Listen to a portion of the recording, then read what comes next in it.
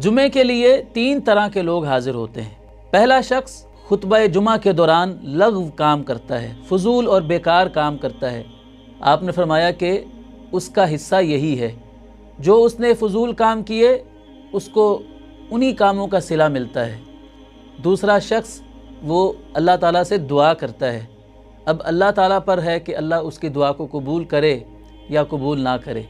और तीसरा आदमी वो है जो खामोशी के साथ खतीब साहब का खुतबा सुनता है और गर्दनें भी लोगों की नहीं फलांगता और किसी को तकलीफ़ भी नहीं देता। तो इस शख्स के लिए अल्लाह के रसूल सल्लल्लाहु अलैहि वसल्लम ने ये फजीलत बयान फरमाई कि अल्लाह ताला पूरा अगला हफ्ता उसके गुनाहों का कफ़ारा इस जुमे को बना देता है और साथ 3 दिन मज़ीद उसके गुनाहों का कफ़ारा बना देता है। गोया के 10 दिन के गुनाहों का कफ़ारा एक जुमे की अदायगी उसका बन जाता है।